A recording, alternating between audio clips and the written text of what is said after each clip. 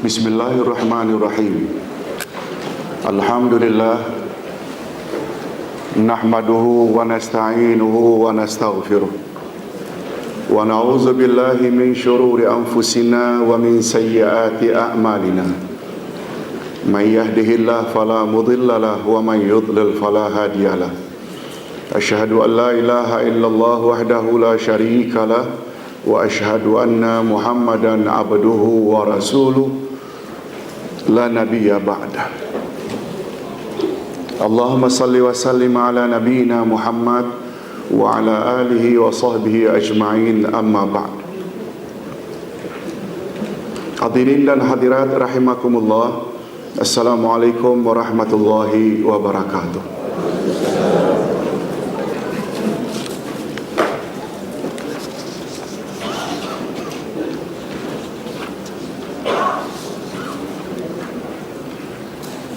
Pertama-tama Ustaz mohon maaf kepada pengikut Ustream yang berada di luar ruangan. Ustaz lupa betul untuk emailkan atau masukkan dalam Facebook kedua-dua nota ini sebagaimana biasa, yang mereka boleh tatap juga bersama. Sekali lagi mohon maaf, tapi walau bagaimana kedua-dua nota ini insya-Allah Ustaz akan kirim nanti pada petang ini juga, yang mereka mungkin boleh dapat manfaatkan. Cuma mungkin sayangnya tidak dapat menatap nota ketika mendapat penjelasan ini. Hadirin dan hadirat rahimakumullah, siri nota ini Ustaz anggap sebagai siri terakhir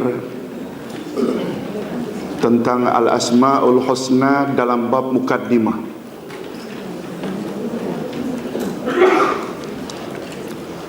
Yang akan datang insya-Allah, kalau panjang umur mungkin habis hari raya, kita akan mula bahas satu demi satu. Pertama sekali, apa itu Allah? Ar-Rahman, Ar-Rahim. Kita ulas satu demi satu biiznillah. Hadirin dan hadirat, pembahasan kita pada pagi ini ada 3 persoalan. Apakah makna ihsa al-asma'ul husna? Dulu Ustaz pernah janji, karena Nabi Muhammad sallallahu alaihi wasallam bersabda dalam hadis sahih, tolong ikuti, inna lillahi tis'atan wa tas'ina isma mi'atan illa wahidah man ahsaha dakhalal jannah. Sesungguhnya Allah mempunyai 99 nama, 100 kurang 1. Barang siapa yang mengihsanya, maka dia masuk syurga. Hadis riwayat Imam Bukhari dan Imam Muslim. Kita tertanya-tanya apa makna ihsa. Itu sebabnya perlu ada pembahasan khusus apa makna ihsa. Yang apabila kita ihsa al-asma'ul husna sebanyak 99, kita dijamin masuk syurga. Apakah ihsa sekedar makna menghafal? Hadirin dan hadirat rahimakumullah, Imam Ibnul Qayyim berkata, sesungguhnya ihsa al-asma'ul husna perihalnya sangat menakjubkan dan pembahasannya juga sangat menakjubkan. Siapa yang melakukan ihsa terhadapnya, yaitu terhadap al-asma'ul husna, akan dianugerahkan kepadanya kebahagiaan dengan mudah tanpa bersusah payah. Oh, macam mana? Tanpa bersusah payah kita layak masuk syurga dan mencapai bahagia hakiki? Ilmu tentang al-asma'ul husna adalah asal bagi semua cabang ilmu. Nah, hadirin dan hadirat, kita yang telah menamatkan universiti ada BA, ada master, ada PhD. Bila dikatakan bahawa Al-Asma'ul Husna adalah pemangkin semua cabang ilmu, macam mana Ustaz? Asal segala ilmu terletak pada Al-Asma'ul Husna. Itu sebabnya ibu-ibu dan bapa-bapa sekalian barangkali masih ingat ayat pertama turun kepada Nabi Muhammad sallallahu alaihi wasallam adalah Iqra. Apa makna Iqra? Bacalah. Dan menurut keyakinan kita, objek yang dibaca itu berapa kitab?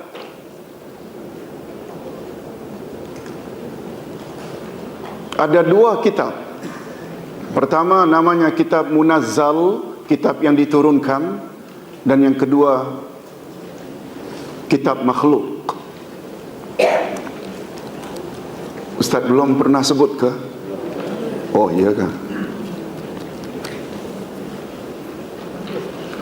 Kitab Munazzal, kitab yang diturunkan di zaman Nabi Musa, namanya Taurat. Betul tak? Di zaman Nabi Isa namanya Injil. Bagi umat akhir zaman, kitab apa namanya? Al-Quran. Kitab makhluk pula, sebab Al-Quran bukan makhluk. Semua kita tahu. Betul tak? Mengapa Quran bukan makhluk? Karena Quran kalamullah. Mengapa kalamullah bukan makhluk? Karena kalamullah sifat Allah. Sebagaimana Allah tidak makhluk, sifat Allah juga tidak makhluk.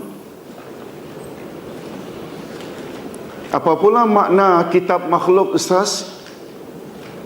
Bulan, bintang, matahari, kaji, dasar bumi,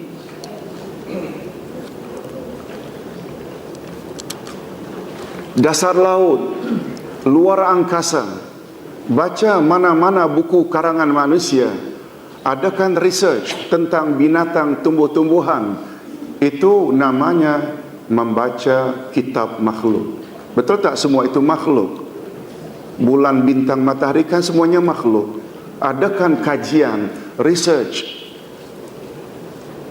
Nah, di antara 2 kitab tersebut, mana yang kita patut dahulukan? Kitab Munazzal ke atau kitab makhluk? Munazzal. Sebab dia manual. Kita ni made by Allah. Allah beri kita panduan. Betul tak kitab itu yang mesti kita baca dahulu supaya perjalanan hidup ini jangan tersalah? Apalagi musuh utama kita syaitan, betul tak senantiasa berusaha ingin memesongkan kita dari jalan Allah? Betul tak? Walaupun dalam realiti masyarakat Asia Tenggara pada umumnya lebih dahulu baca kitab makhluk dari kitabullah. Kita terlalu utamakan akademik daripada pelajaran Al-Quran terhadap anak-anak kita. Ini berbeza dengan alam Timur Tengah, Afrika, Pakistan, yang lebih dahulu mereka tanamkan Quran pada anak-anak walaupun mereka belum faham. Sekali lagi, dengan didahulukan oleh Allah wahyu kepada baginda Rasul sallallahu alaihi wasallam, Iqra bismi rabbikal ladzi khalaq, kita disuruh membaca. Dan ulama tafsir dan ulama akidah mengulas, yang kita manusia patut baca ada 2 kitab utama. Kitab apa tadi? Yang pertama Munazzal, yang kedua kitab makhluk. Kalau tak salah Ustaz pernah buat contoh, gara-gara membaca kitab makhluk lebih dahululah daripada kitab Al-Quran, ada di kalangan umat Islam yang percaya manusia berasal dari monyet. Betul tak? Dia baca kitab Darwin dulu, padahal Al-Quran banyak menyebut manusia berasal dari Adam. Boleh faham? Ha? Contoh. Oleh sebab itu, Ustaz kira kata-kata Imam Ibnul Qayyim ini tidak ada salahnya. Saya ulang, ilmu tentang Al-Asma'ul Husna. Apa makna Al-Asma'ul Husna? Nama-nama Allah yang paling baik adalah asal bagi semua cabang ilmu. Justru itu, barang siapa yang mengihsa'nya sebagaimana semestinya, bermakna dia telah ihsa seluruh jenis ilmu, sebab segala jenis ilmu pengetahuan adalah natijah daripadanya dan sangat berkaitan rapat dengannya. Apalagi hadirin dan hadirat, Allah memiliki nama Al-Alimu, Allah yang maha mengetahui. Betul tak sebenarnya ilmu yang ada pada semua manusia, hatta profesor, semuanya adalah anugerah ilahi? Betul tak? Ilmu yang dimiliki oleh manusia adalah pemberian Allah. Sumbernya Allah.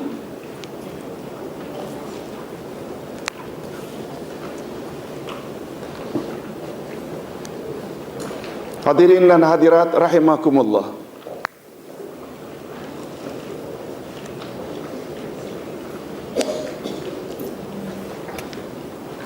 Imam Ibnul Qayyim rahimahullah telah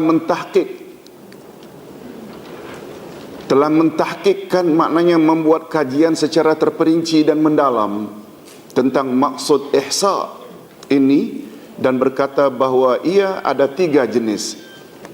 Ustaz ulang, ihsa menurut Imam Ibnul Qayyim ada 3 jenis, ada 3 makna. Pertama, ihsa terhadap lafaz-lafaznya dan menghitungnya. Yang kedua, ihsa terhadap makna-maknanya dan kandungannya. Yang ketiga juga termasuk ihsa terhadap al-asma'ul husna, jika kita berdoa kepada Allah dengannya, dengan al-asma'ul husna, beribadat berdasarkan tuntutannya. Sedikit penjelasan di bawah. Menguasai al-asma'ul husna mencakupi maksud menguasai maknanya di dalam hati. Kita kena sematkan makna al-asma'ul husna satu demi satu di dalam hati, sehingga hati penuh dengan kesan-kesannya. Kalau kita dah sematkan nama Allah As-Sami, maha mendengar, Al-Basir, maha melihat, sehingga hati ini penuh dengan kesan-kesan nama-nama tersebut. Apa nama tersebut tadi? Maha mendengar lagi maha melihat. Betul tak kesannya itu? Tak kira di mana kita berada, kita tetap tidak akan bercakap perkara-perkara tak senonoh walau berbisik. Betul tak? Sebab dia tahu, dia dengar, dia melihat. Tak kira di mana kita berada, outstation ke, overseas ke, jauh dari orang-orang yang kita kenali, tetap kita tak akan buat perkara tak senonoh, sebab dia senantiasa melihat. Itu maksudnya, kesan-kesan dari nama yang tersemat di dalam hati. Mengapa Ustaz kata hati? Setuju tak kalau Ustaz katakan segala pergerakan anggota adalah atas arahan hati? Nabi Muhammad sallallahu alaihi wasallam bersabda, tolong ikuti. Ala inna fil jasadi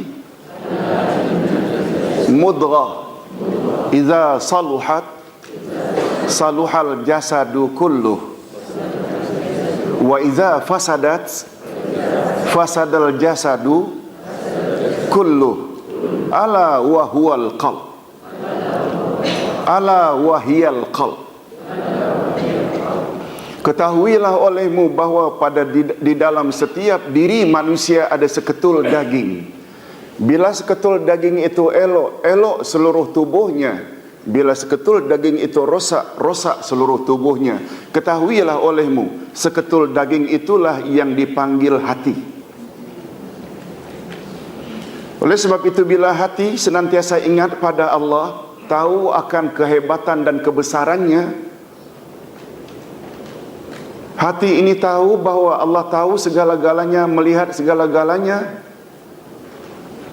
hati ini tidak akan suruh kaki untuk berjalan ke tempat maksiat.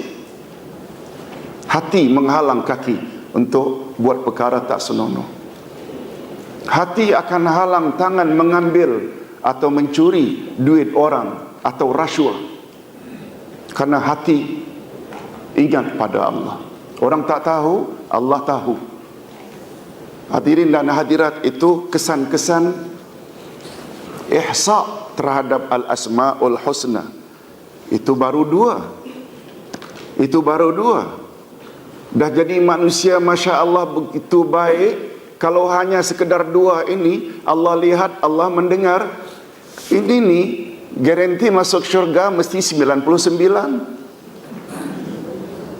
Boleh faham Ustaz? Macam mana 99? Kalau dua dah macam itu, macam mana kalau 10? Macam mana 99? Boleh faham? Masya Allah. Kita belajar di pagi Ramadan ini, mudah-mudahan membuat kita istiqamah dengan apa yang kita dengar pagi ini. Amin ya Rabbal Alamin.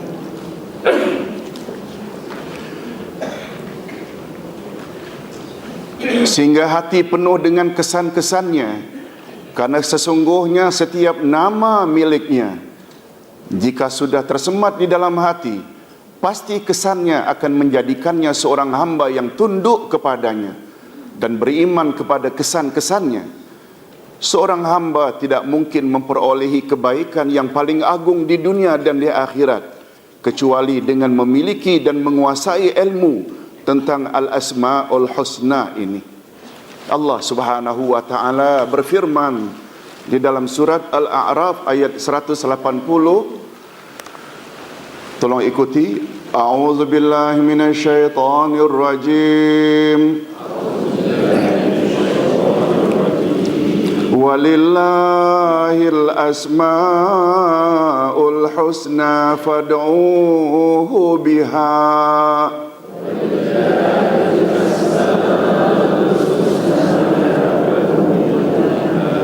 Hanya milik Allah al-asmaul husna, maka bermohonlah atau berdoalah kepadanya dengan menyebut al-asmaul husna itu.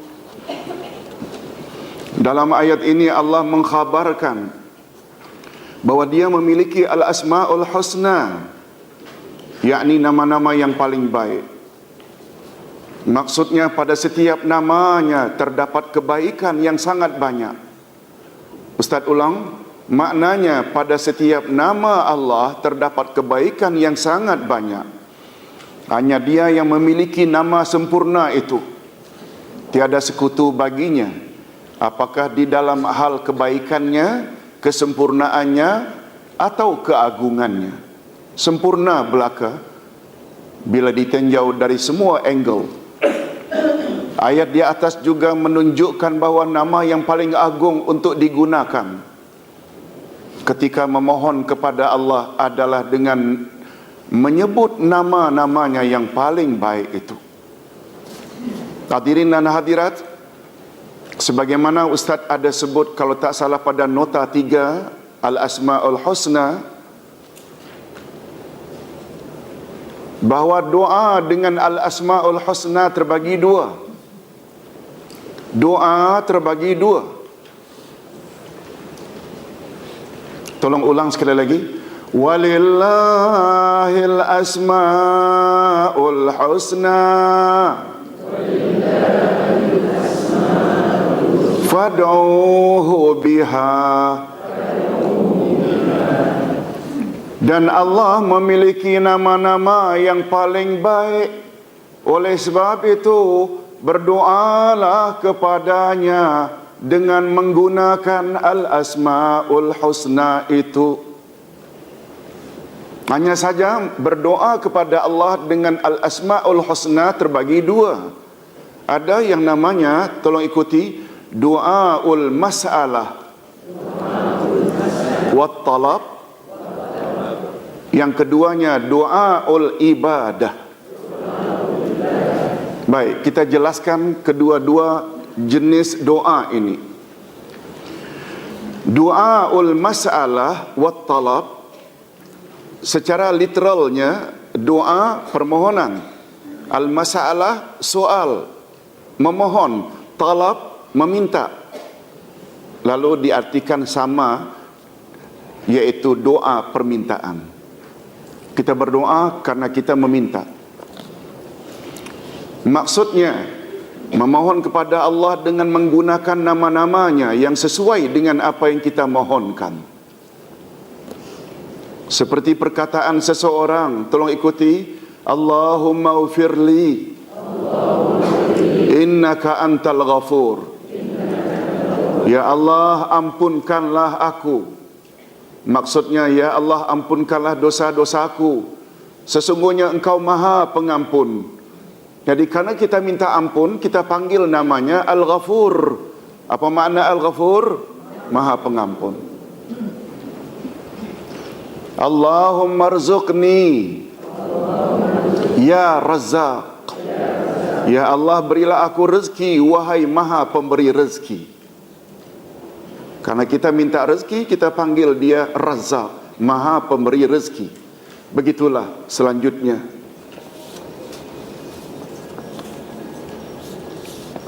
Tolong ikuti contoh lain, ya Rahman ya Rahim. Irhamni. Wahai Allah yang Maha Pengasih lagi Maha Penyayang, kasihilah dan sayangilah daku. Seperti itu dan lain-lain.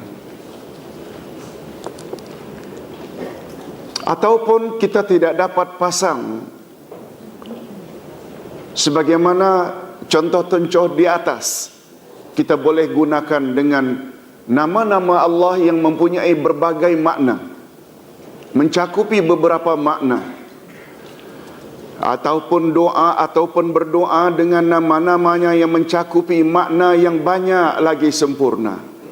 Seperti umpamanya, ya Allah atau Allahumma. Hadirin dan hadirat, kita selalu gunakan Allahumma. Apa makna Allahumma, Ustaz? Jawabnya, sama betul penggunaan dengan ya Allah. Ustaz ulang, ya Allah selalu kita gunakan dengan istilah apa tadi? Allahumma. Apa makna Allahumma? Ya Allah. Sama betul.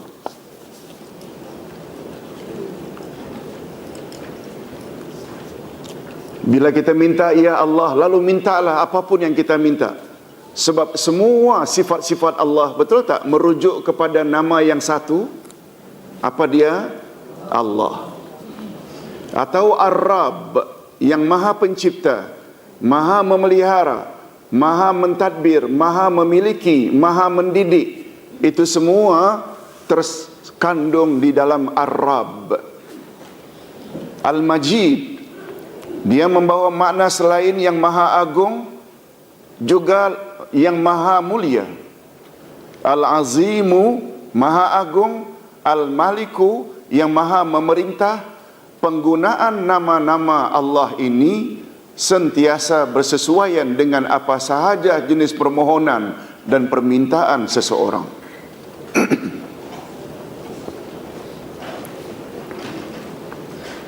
Ustaz lupa tadi tidak sebut, satu lagi, tolong ikuti. Al-Hayyul Qayyum.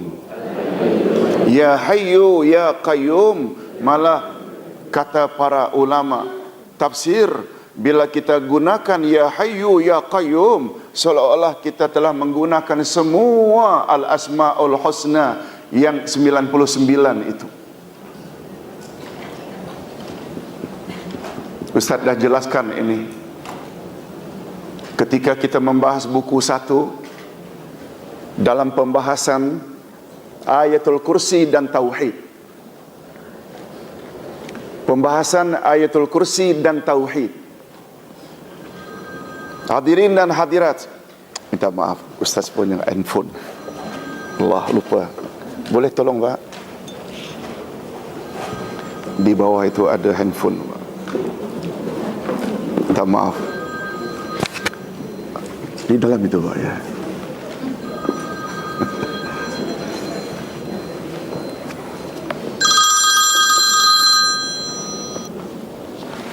Hadirin dan hadirat rahimakumullah.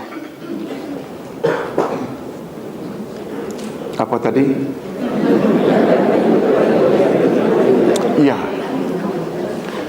Hadirin dan hadirat, semua kita tahu Kalau Ramadan penghulu semua bulan, Jumaat penghulu semua hari dalam seminggu, Ramadan penghulu semua bulan dalam setahun, Arafah penghulu semua hari dalam setahun, Lailatul Qadar penghulu semua malam dalam setahun, Jibril penghulu semua malaikat, Nabi Muhammad penghulu semua nabi dan rasul, sedangkan Ayatul Kursi pula penghulu semua ayat-ayat Quran.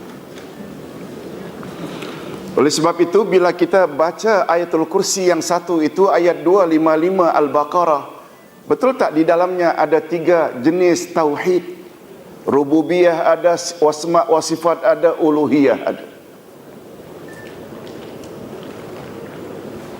Di antara uniknya Ayatul Kursi, di dalam Ayatul Kursi Allah sebut namanya Al-Hayyu Al-Qayyum. Hadirin dan hadirat, bila kita sebut wahai Allah yang maha hidup, seolah-olah kita menyebut semua sifat-sifat Allah yang fi'liyah, yang zatiyah. Kalau kita sebut Al-Qayyum, seolah-olah kita dah sebut semua sifat-sifat Allah yang fi'liyah. Sifat Allah ada 2, ada zatiyah, ada fi'liyah. Zatiyah tak memerlukan kepada kehendak, fi'liyah memerlukan pada kehendak. Bila kita sebut Al-Hayyu, wahai yang maha hidup, tercakup sekali di dalamnya wahai yang maha mendengar, wahai yang maha melihat, wahai yang maha mengetahui, wahai yang maha berkuasa. Apa sebab? Ilmu, melihat, mendengar, berkuasa, ada tak kaitannya dengan kehidupan? Ada tak?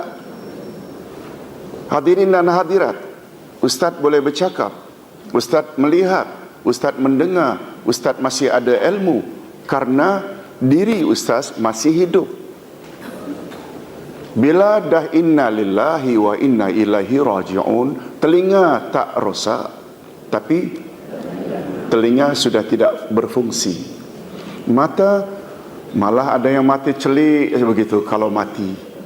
Kasihlah dia, berapa ini, berapa ini. Dia tak boleh baca ni. Tak function lagi.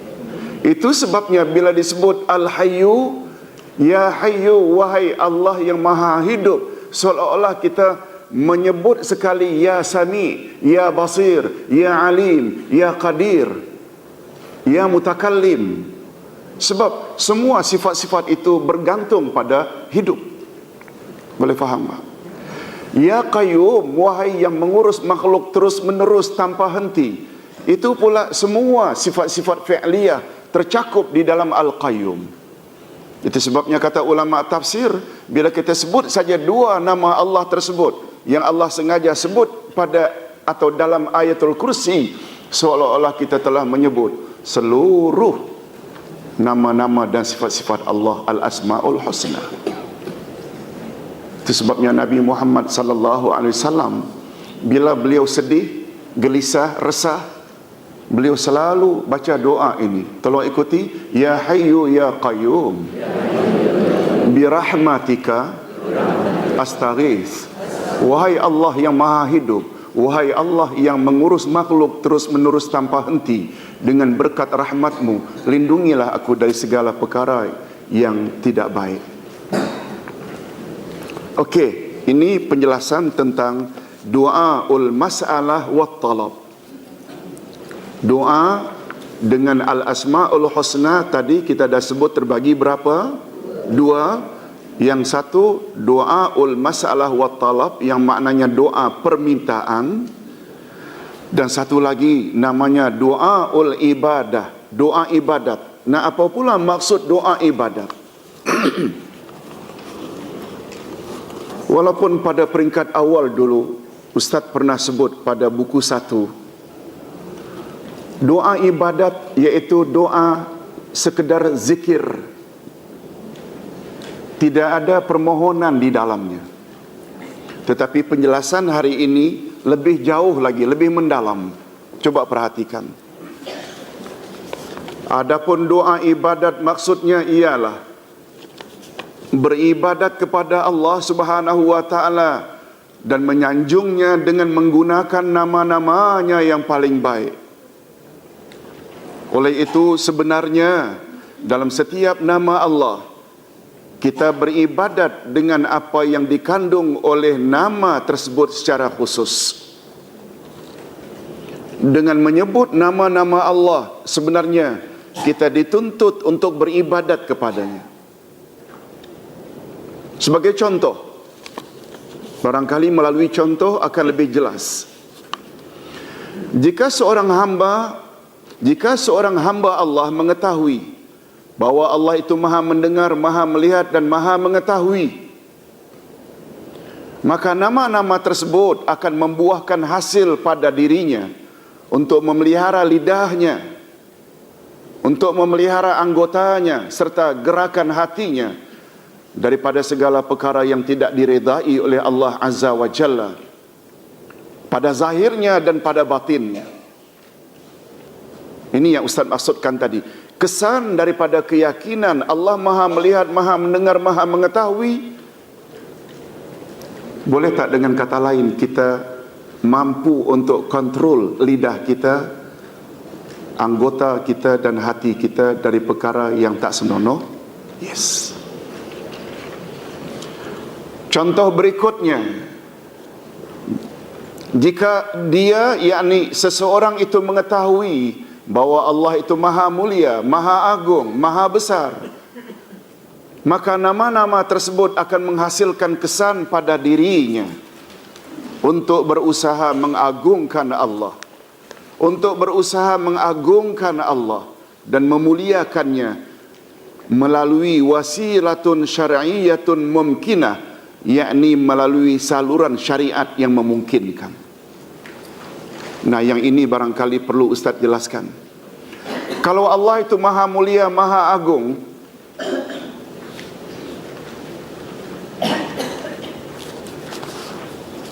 keyakinan kita terhadap nama itu, yang Allah itu memang maha agung, keagungannya melebihi segala agung-agung yang lain, kebesarannya mengatasi pembesar-pembesar yang lain. Betul tak? Apa kesannya? Tentulah kita akan mengagungkannya dan memuliakannya melalui saluran syariat. Jangan lupa, kita umat akhir zaman, syariat mesti ikut Nabi Muhammad. Macam mana caranya? Akhirnya kita salat. Termasuk tak kita puasa ini sebagai tanda kita mengagungkan dia? Ya ayyuhallazina amanu kutiba alaikumusiyam. Orang-orang beriman diwajibkan ke atasmu berpuasa. Siapa yang cakap ini? Yang maha agung. Lalu kita pun berpuasa. Betul tak? Ini salah satu cara kita untuk mengagungkan Allah. Kita hadir ke dalam majlis ilmu belajar tafsir Quran. Tafsir Quran itu kalam siapa? Kalamullah. Termasuk tak kita tanpa kita sadari indirectly kita telah mengagungkan Allah? Betul tak? Itu maksudnya. Bapak-bapak dan ibu-ibu yang dihormati sekalian, macam mana cara nak mengagungkan Allah? Kita tak boleh reka-reka. Kita selalu sebut syarat amal diterima oleh Allah adalah dua. Pertama, amal itu hendaklah kita lakukan dengan niat yang ikhlas lillah.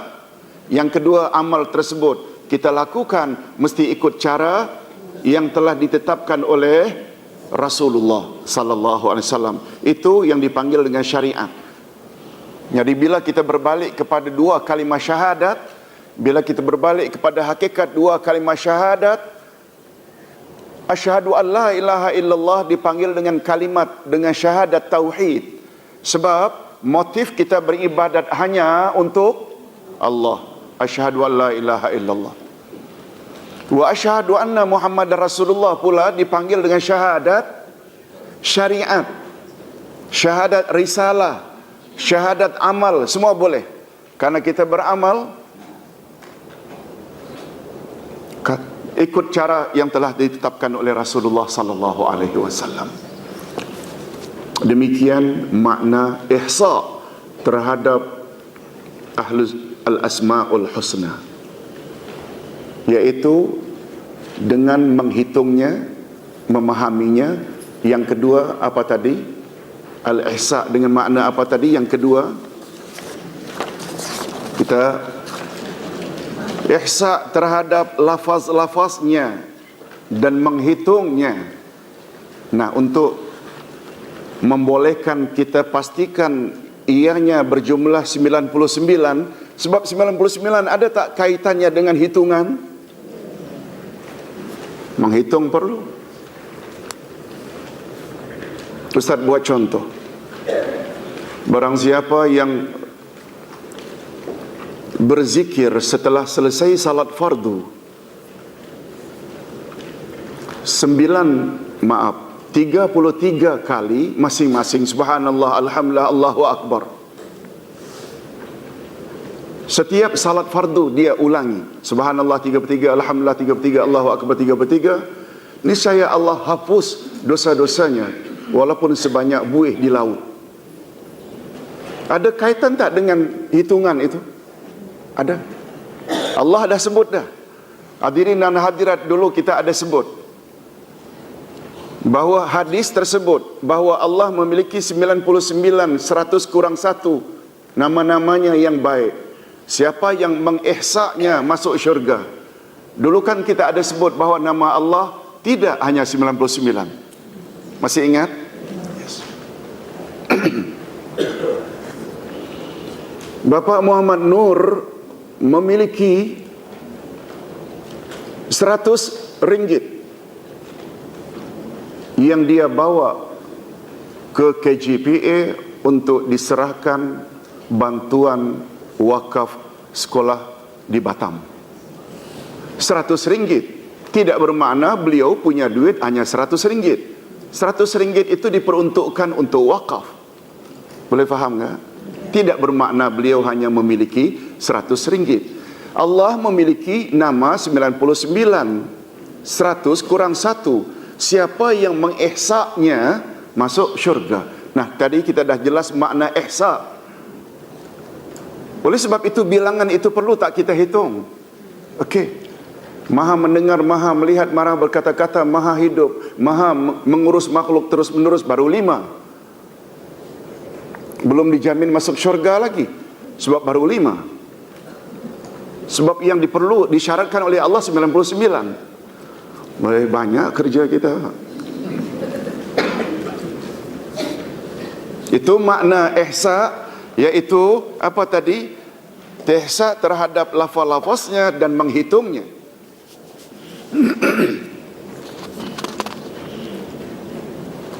Salat subuh 2 rakaat, kita perlu tak terikat dengan bilangan tersebut?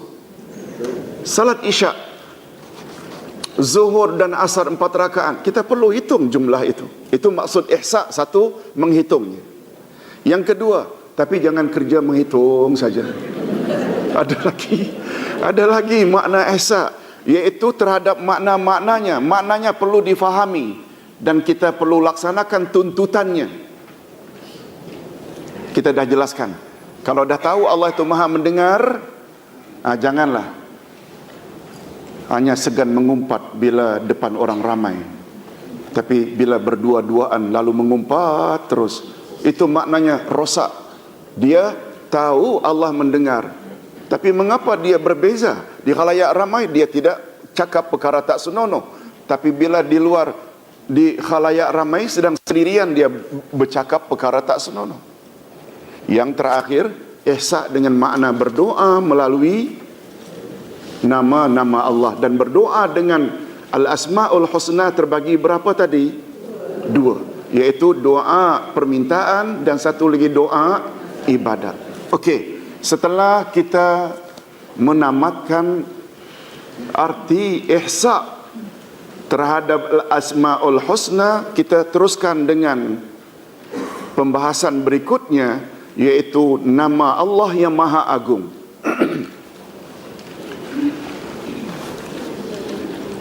Ismullah al-A'zam, al-Asma'ul A'zam, nama-nama Allah yang maha agung. Hadirin dan hadirat, betul, semua nama Allah adalah hebat belaka. Tapi ada nama-nama Allah tertentu yang dikategori sebagai yang paling agung. Rasulullah sallallahu alaihi wasallam mengkhabarkan bahawa Allah memiliki, tolong ikuti, al-Asma'ul A'zam, nama-nama yang maha agung. Jika nama-nama Allah ini digunakan ketika berdoa, niscaya akan dikabulkan doanya dan akan diberi permintaannya oleh Allah Azza wa Jalla. Lebih-lebih lagi pada bulan suci, bulan Ramadan ini, di mana Allah pernah menyebut doa orang yang sedang berpuasa tidak akan ditolak oleh Allah.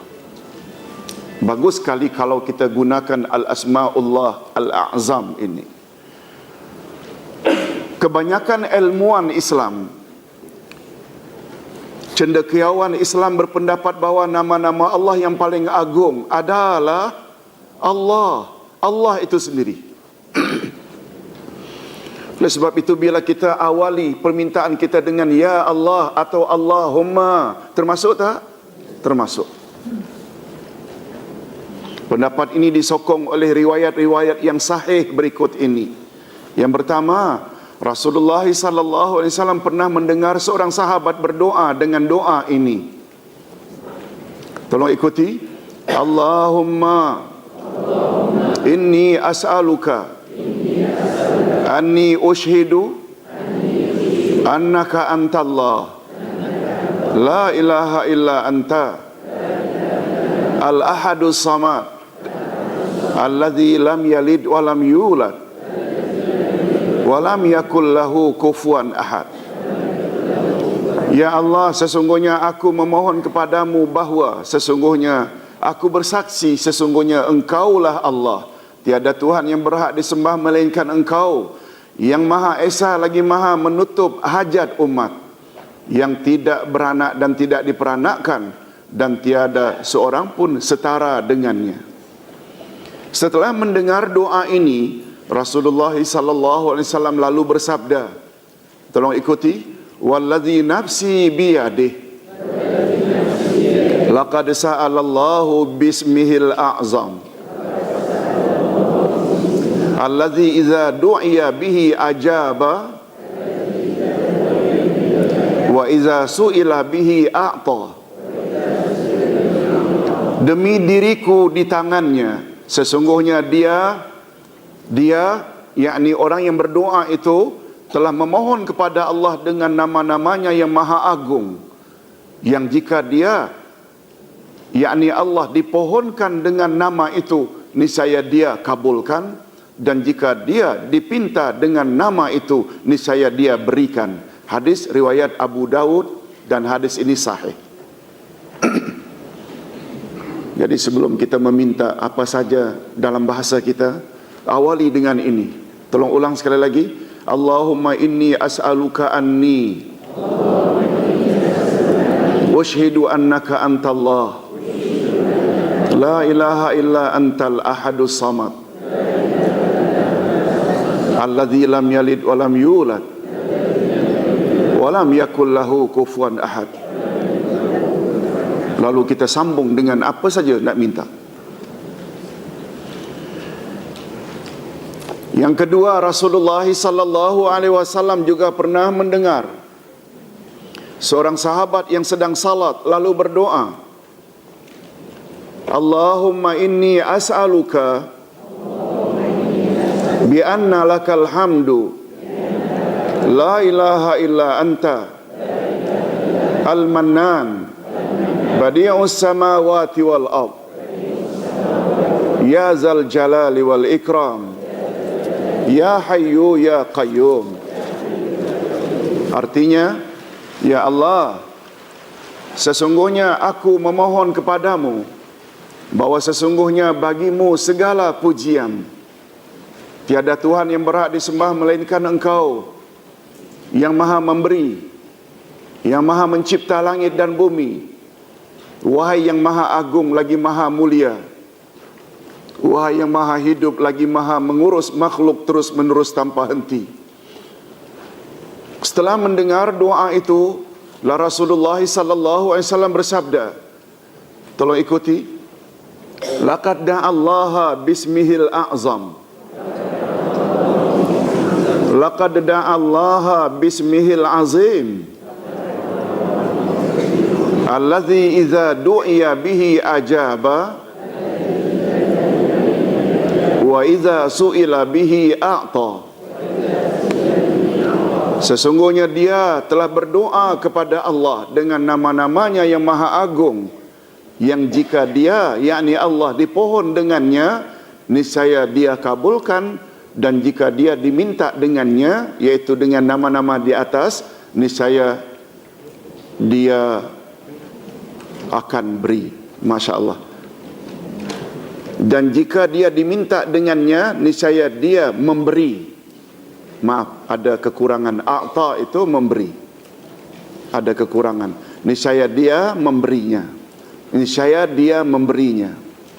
Hadis riwayat Ibnu Majah, dan hadis ini sahih.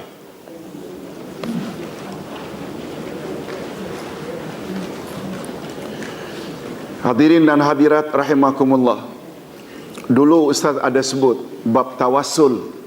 Ini pula dalam buku 2 akidah kita.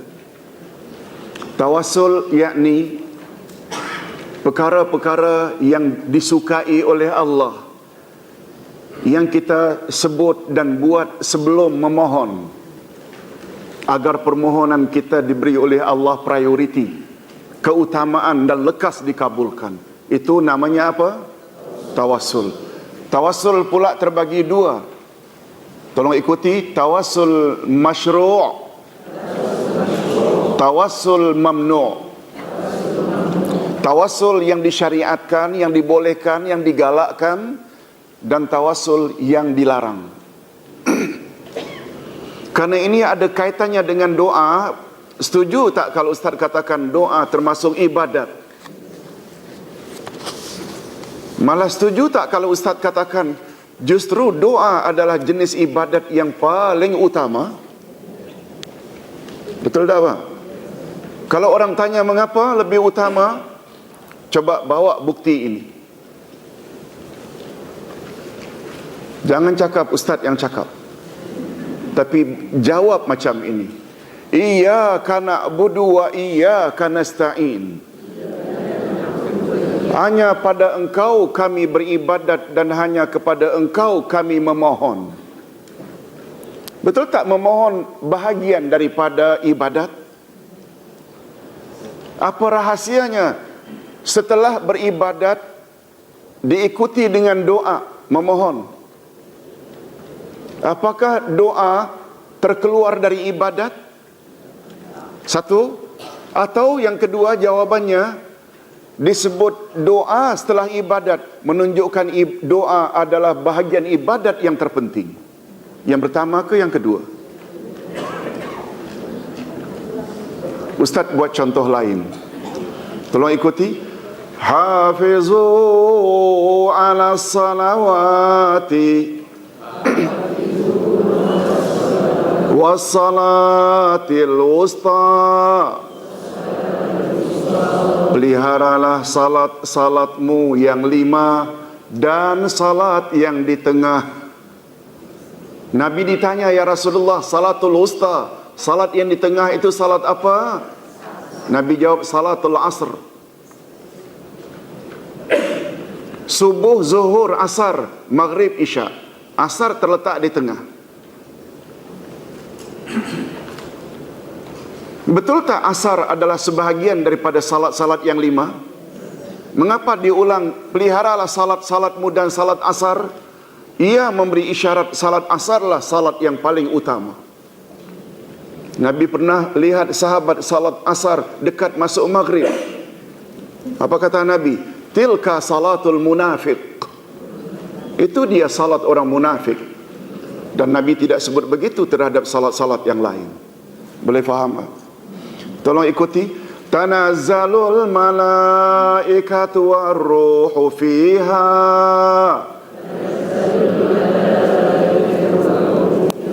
biizni rabbihim min kulli amr. Turunlah di malam Lailatul Qadar malaikat-malaikat dan Jibril dengan izin Tuhan mereka untuk mengurus segala urusan manusia. Betul tak Jibril adalah sebahagian dari malaikat-malaikat? Mengapa disebut Jibril? Itu yang Ustaz katakan tadi, karena Jibril penghulu semua para malaikat. Iyyaka na'budu wa iyyaka nasta'in. Kepadamu saja kami beribadat dan kepadamu saja kami berdoa. Doa bukan terkeluar dari ibadat, tapi justru doalah jenis ibadat yang paling utama. Oleh sebab itu, bila kita bawa bab tawassul yang ada kaitan dengan ibadat, ibadat boleh tak direka-reka? Tak boleh. Betul tak ibadat mesti ikut ketetapan Rasulullah? Rasulullah hanya sebut 3 saja tawassul yang boleh. Semua itu tak boleh. Pertama sekali tawassul dengan Al-Asma'ul Husna. Nabi bertawassul dengan Al-Asma'ul Husna dalam doanya tadi, Ya Hayyu Ya Qayyum. Betul tak? Malah kata para ulama tafsir, doa utama yang dibaca oleh setiap mukmin mukminat, ihdinas siratal mustaqim, itu kita panjat setelah 7 nama Allah kita sebut. 2 di dalam Bismillahirrahmanirrahim, 2 lagi di dalam Alhamdulillahirabbil alamin, Hamd dan Rabb, 2 lagi diulang Ar-Rahmanir-Rahim, 1 yang ke-7 Malik. Baru kita minta tunjuki kami jalan yang lurus. Boleh faham? Ha? Tawassul yang kedua yang dibolehkan ialah dengan amal-amal saleh kita.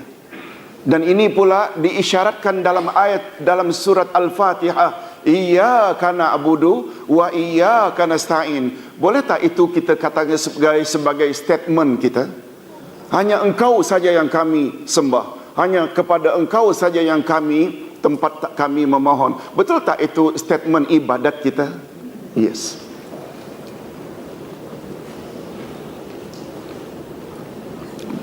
Dan yang ketiga yang datang dari Rasul,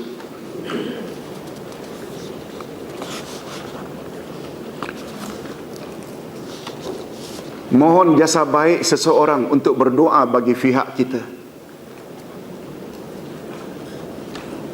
Umar ibn Khattab radhiyallahu anhu pernah beritahu Nabi ketika akan pergi umrah, Ya Rasulullah, ketika itu di Madinah, saya ingin pergi ke Mekah untuk umrah. Jawab Rasulullah, silakan wahai Umar, walakin la tansani fi du'aik. Jangan lupakan aku dalam doamu. Itu maknanya, la tansani, jangan lupakan aku fi du'aik, dalam doamu. Maknanya, Nabi ada tak mengharap agar Umar mendoakan baginda? Riwayat itu juga memberi isyarat, tak semestinya murid minta tolong doa oleh gurunya. Guru juga boleh minta tolong agar murid-murid doakan. Tolong doakan 10 Ramadan terakhir Ustaz akan ke Mekah tahun ini. Boleh tak? Boleh. Atau murid minta tolong, asal satu syarat, yang berkenaan itu masih hidup. Masih apa? Minta tolong pada orang masih hidup. Ini memberi isyarat. Bila berdoa yang banyak kita dengar dari ahli-ahli tarikat, mention nama wali-wali yang telah meninggal dunia, berkat Syekh Abdul Qadir Jailani, berkat Syekh Rifai, Badawi, Sanusi, semua wali-wali Allah. Tak boleh, sebab mereka telah meninggal dunia. Boleh faham? Ha? Ini 3 macam ini namanya tawassul masyru' ke mamnu'? Masyru', dari kata yang disyariatkan oleh Nabi. Selain itu semua tak boleh. Nah, bapak-bapak dan ibu-ibu, Ustaz sebut itu sebab ada kaitannya. Salah satu makna ihsa al-asma'ul husna ialah kita berdoa kepada Allah menggunakan nama-nama Allah. Termasuk tak tawassul masyru'? Yes. Begitu juga apabila kita berdoa, sebelumnya kita bersedekah dulu. Termasuk tak? Termasuk tak kalau kita berdoa, kita baca surah Al-Fatihah dulu ke Yasin kan dulu. Itu namanya bertawassul dengan amal saleh. Baik. Kita sampai ke bahagian yang terakhir untuk pagi ini, wasiat yang agung. Ini wasiat, pesan yang agung. Imam Ibnul Qayyim rahimahullah berkata, sesungguhnya mengihsakan nama-nama Allah yang paling baik ini adalah suatu tuntutan yang sangat besar faedahnya. Usaha ini tidak mungkin tidak dapat dilakukan dengan sempurna kecuali oleh golongan yang mulia jiwanya dan tinggi kemahuannya.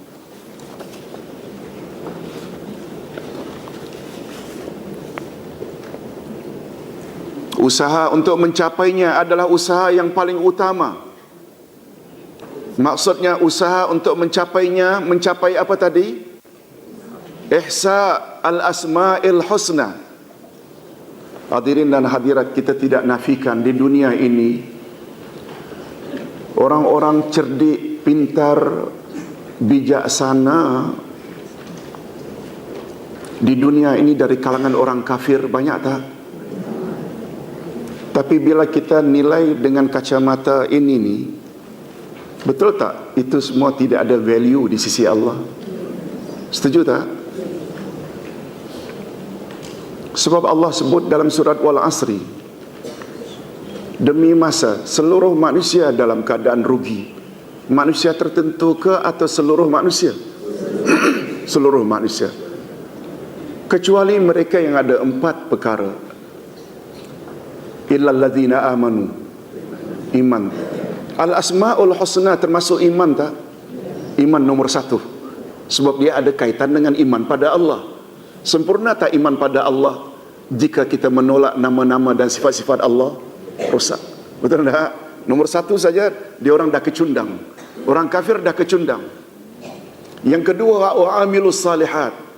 Syarat amal saleh pula, sehingga mendapat ganjaran di akhirat ada 2. Pertama, mesti karena Allah.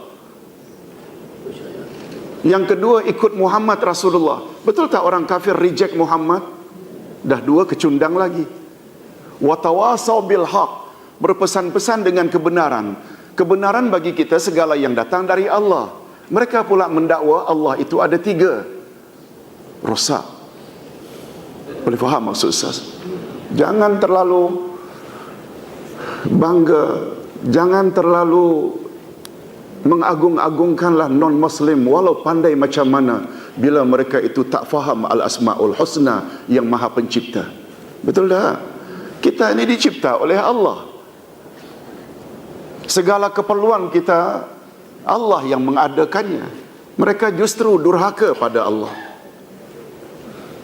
Hadirin dan hadirat rahimakumullah. Ini maksud wasiat agung ini. Usaha untuk mencapai ihsa al-asma'ul husna adalah usaha yang paling utama untuk dilakukan oleh setiap manusia dalam kehidupannya. Dan sampai di mana pencapaian seseorang terhadap usaha murni ini, maka sampai di situlah kebahagiaan yang bakal dia perolehi. Kita berdoa pada hari yang mulia ini, kiranya Allah beri kita taufik dan kekuatan serta restunya untuk memenuhi makna ihsa al-asma'il husna. Amin ya rabbal alamin. Sampai di mana pencapaian seseorang terhadap usaha murni ini, usaha apa maksudnya? Ihsa al-asma'ul husna, maka sampai di situ pulalah kebahagiaan yang bakal dia perolehi. Ketinggian derajat seseorang di sisi Allah sangat tergantung sampai di mana keberhasilannya melakukan ihsa terhadap al-asma'ul husna dan pengabdiannya terhadap tuntutan yang terkandung di dalamnya. Syekh Mahir Muqaddam dalam bukunya berkata, bersungguh-sungguhlah kamu untuk mencapai derajat tersebut. Dan tafaqquh, apa makna tafaqquh? Berusaha memahami tuntutannya dalam kehidupanmu siang dan malam. Dengan usaha demikian, kelak Allah akan membuka bagimu pintu ma'rifah, iaitu mengenal Allah, pintu mahabbah, cinta kepada Allah, pintu syauq, kerinduan terhadap Allah, pintu lazzah, iaitu kelezatan ketika mendekatkan diri kepada Allah, dan pintu uns billah, iaitu mesra dengan Allah. Ini semua istilah-istilah akidah. Ustaz terjemahkan saja untuk kita. Betul tak? Kita memang rindu nak melihat wajah Allah. Betul tak? Itu kerinduan. Betul tak? Karena jasa Allah yang luar biasa, selain mencipta kita, juga mengadakan segala keperluan kita, membuat kita menjadi cinta kepadanya. Macam mana tak cinta kepadanya bila kita tidak kenal dia? Itu sebabnya selalu berlegar dalam masyarakat kita istilah tak kenal maka tak cinta. Mengenal Allah melalui nama-namanya. Hadirin dan hadirat, hari ini tak ada air nampaknya. Lupa tak? Letak sajalah, mudah-mudahan Ustaz terlupa. Hadirin dan hadirat rahimakumullah, jika anda sudah mula memasuki bidang ini dengan cara yang betul dan tepat, niscaya Allah akan membuka pintu untukmu. Dengan syarat ya, apabila anda sudah mula masuk bidang ini, bidang Al-Asma'ul Husna ini, dengan cara yang betul dan tepat. Ada tak cara-cara yang tidak tepat? Ada. Ini yang hati-hati ini. Berapa banyak pahaman-pahaman jadi terpesong gara-gara memahami Al-Asma'ul Husna tidak tepat. Antara lain, muncul akhirnya pahaman wahdatul wujud. Tolong ulangi, wahdatul wujud. Apa maknanya? Mendakwa Allah ada pada setiap diri. Kata ulama akidah, fahaman wahdatul wujud yang berlegar di kalangan umat Islam lebih berbahaya dari fahaman Nasrani Kristian. Apa sebab?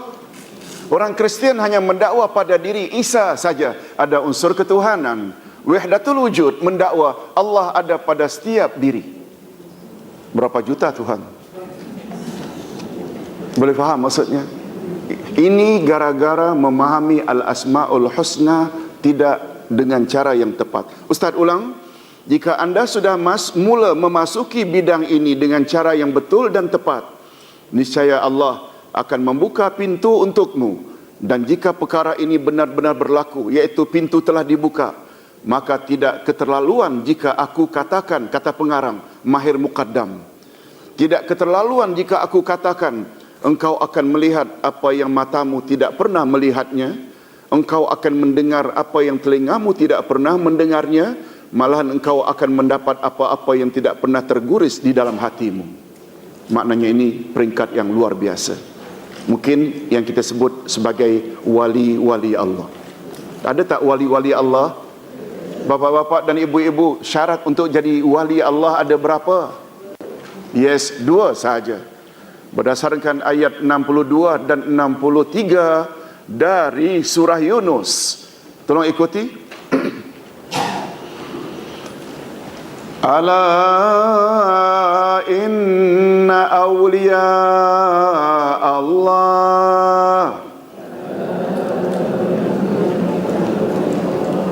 ala inna awliya Allah la khawfun alaihim wala hum yahzanun alladzina amanu wa kanu yattaqun.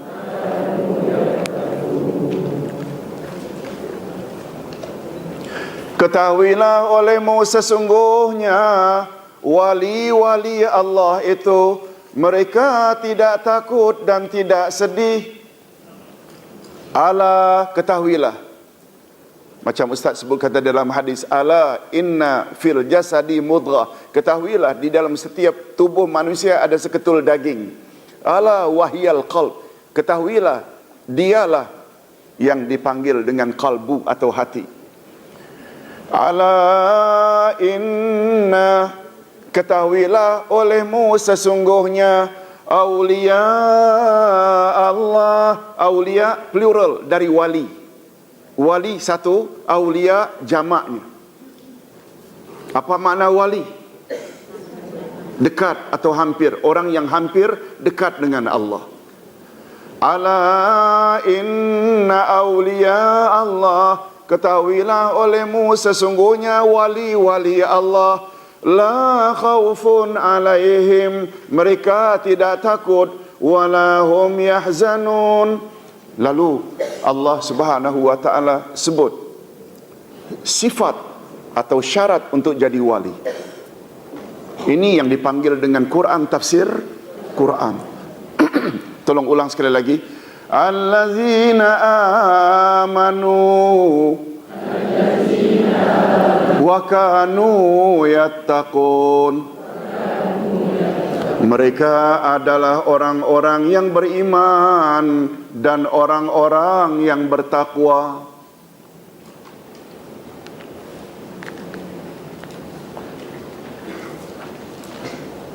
Kata ulama akidah Ahlus Sunnah wal Jamaah, syarat untuk jadi wali tak semestinya lelaki, wanita juga boleh.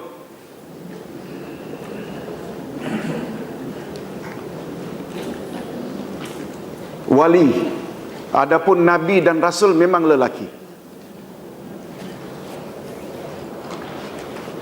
Syarat untuk jadi wali tak semestinya ia mampu melakukan perkara-perkara luar biasa. Berjalan di atas api, berjalan di atas air, berjalan di atas paku, terbang di udara. Tak menjadi syarat. Syarat berapa tadi? Dua saja, iaitu pertama iman, yang kedua takwa.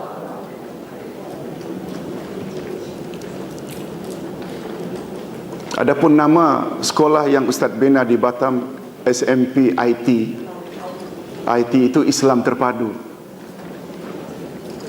Tapi jangan lupa secara tersirat kita juga ingin bentuk student-student tersebut kuat iman dan kuat takwa. IT, iman dan takwa. Boleh diartikan luas makna IT. Ibu tunggal pun IT juga.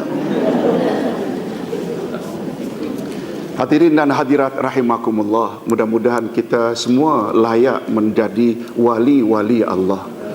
Syaratnya dua saja, iman kena betul, takwa. Apa makna takwa? Buat apa yang Allah suruh, jauhi apa yang Allah larang.